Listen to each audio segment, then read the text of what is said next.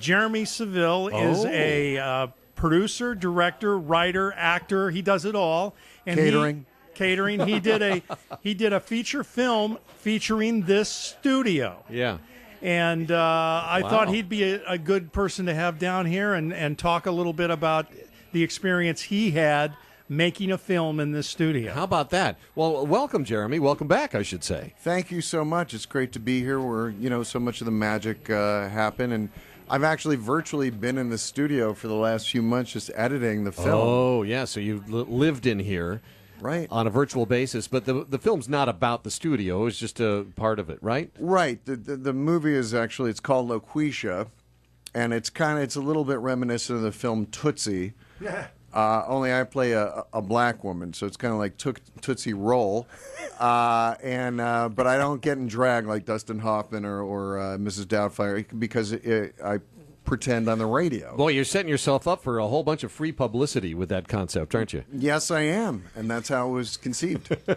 Oh, and so is the film done? Is it out? What's the status? Well, we're currently just finalizing the score and doing a little sound mix and color grade, and then it's done. So we have it locked picture, as they say. Right. Okay. And so do you have several layers of contingencies when you get reactions from various groups who may or may not get what you're shooting for?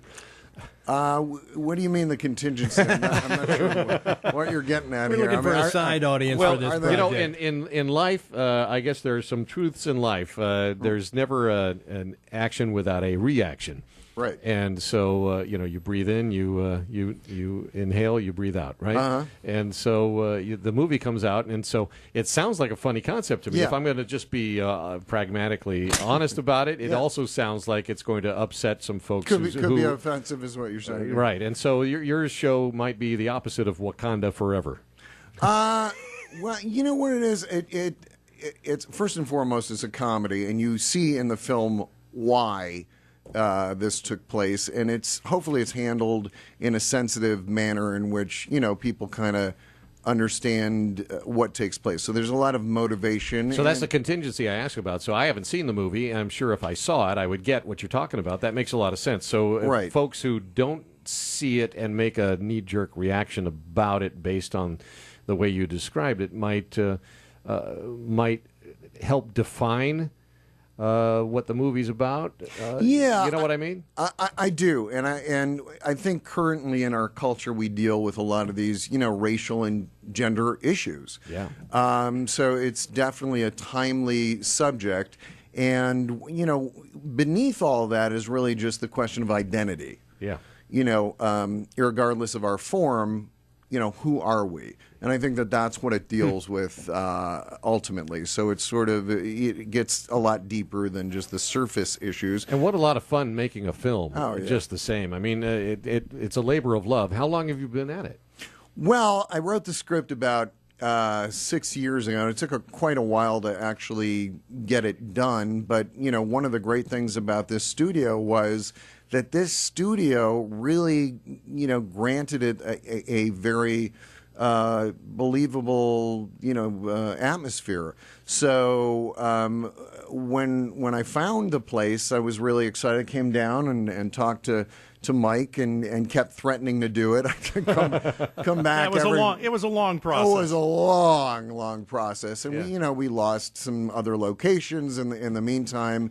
But we got it done, and it was it's so great to have this in the movie because it really looks great. Yeah. And you get a lot of the magic of the film when Loqueesha and Joe, who I play both of them, are actually. Yeah. And what's the context of the studio in the storyline? Exactly my question. Yeah. Well, it's the place where the radio show takes place. It's actually, the film is set in Detroit. Yeah.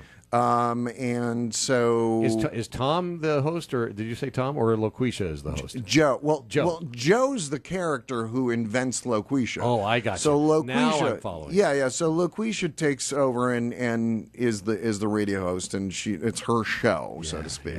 Yeah. So that's the context, and a lot of we find out a lot about him through how she expresses herself, and it's a fun movie. I think a lot of people are going to love this. I'll jump in here and say that when he came with the concept, I thought the same thing you did about the whole race issue. Yeah, but I'm telling you, the film really it has nothing to do with race. Yeah. It really doesn't. Right. But we will see, I guess, when it comes out, right, Jeremy? What the reaction will be. If I live long enough. Oh, no, please, no, don't hurt him. Yeah, watch it first before you decide. Posthumously, I'll be famous, which has always been my dream. That's so if you get ahead of that and present it to the nation in a way that people know on the front side what you're going for, then maybe you'll defray some of the folks who might try to define what the show's about before anybody sees it. Yeah, I mean, at the end of the day, it's just another example of, don't judge a book by its color. And in other words, we're all the same kind of underneath. Yeah. And what was really interesting was, we had a very diverse crew and obviously cast, and you look and you go, that's just a person. But sometimes with the eye, we get like, oh, what's that? It's a little different or whatever. Yeah. And you have to kind of check yourself. But it's kind of cool to dig a little deeper. Yeah. And I enjoy that. But the comedy is fun. Good. Loqueesha love everybody, regardless of what they look like or anything else like that. we all the same person, baby. So what was it about the context of using a radio talk show that fit in well with your script and your idea of presenting the comedy? Well, I wasn't going to get in drag, first of all, for anything. So when you do a radio show, you can. It's a theater of the mind, as you guys know. And actually, Mike brought up the Phil Hendry show, which was kind of well known here. And a lot of people know Phil Hendry. He's syndicated across the country, so lots of people know him. Right. So here is a concept of somebody being many different people. But if you tune in, you just listen. Maybe if it's done as well as apparently Phil does it, you wouldn't even know. And that's, I've done a lot of voiceover and do a lot of characters and impersonations and stuff like that. And I mean, it's amazing how you can fool people, down to, making phony phone calls when you're a kid. Yeah. Hello, yeah, what, so it's kind of playing with that. And it's also playing with how people perceive, that's part of the movie. So when people think, when they hear this, they see something very specifically in their head, which is interesting. In one of the scenes, and a guy calls up and he actually says, what the hell would you know about being a white guy? Which leads to some great comedy because, the producer who's, a black friend of Joe's kind of laughs. He's like, are you kidding? Like, this guy has no idea who he's talking to. So that's why the radio thing also played well, because you make a determination in your head. You don't really know what's going on. You talked about the virtual time in the editing room that you spend in the studio, but in reality, how long were you in here shooting film? Well, we came in initially for 2 days, which turned out to be not quite enough. And then I kept calling Mike. I was like, could we just get a quick shot here? And he was so lovely. And, and we came back real quick one other time. And then we were watching the movie, and my wife, who's also the executive producer, said, the movie's great, except we don't quite have Loqueesha. So we had to come back in just to get the character, because there's a lot of dialogue. As you guys know, when you're talking, but when you actually have to memorize that and bring the character and the sensitivity and the comedy, you got to make sure you got it. So we came back in, we did another day or 2 days. But this was when all of the rumbling started about we may not be here much longer. Oh, God. And so he's freaking out, thinking, I got to finish this film. Yeah. And there may not be a studio here. Oh, and if we couldn't match, you're stuck. You're done. Yeah. So I'm really pleased. The movie came out great. The second, when we came back and we really nailed it. It's really amazing, actually. So I'm super excited. And it looks beautiful at night. Another part of this studio that people who haven't been here don't realize is you have this harbor view. And at night, it's very magical. So I love that part of it. It gave it a great cinematic scope. Too. Yeah, I just want to check one thing, Mike. The check cleared, right? Oh yeah.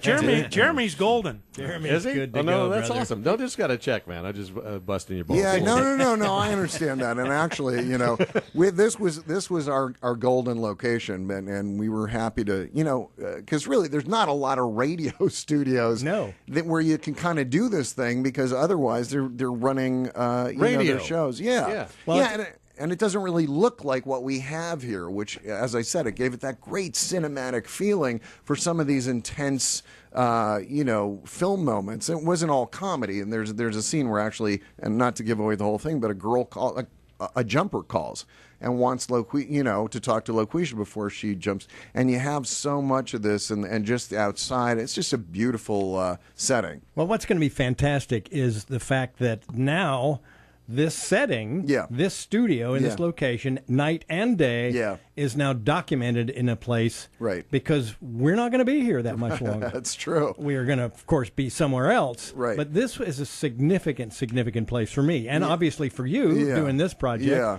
So it's a heartfelt thing to know that this will be visually presented as well as audio. I know. So historically, we have it recorded, and it does look beautiful. So it's Netflix. What am I doing here? Am I doing Netflix? Am I doing Amazon? What am I going to do? It's going to definitely be on Amazon Prime. We know that much. Nice. And then we're going to go around and see where else it's going to land. The last film I did a feature is, it's all over. It's on Amazon, and it was just recently on broadcast TV and places. So you never know. But my hope is that people around the world will see the studio and just you're going to shop festivals, Tribeca, Toronto. We might just do that. We're just finishing right now up on the film as I said. But I mean, it's a great movie.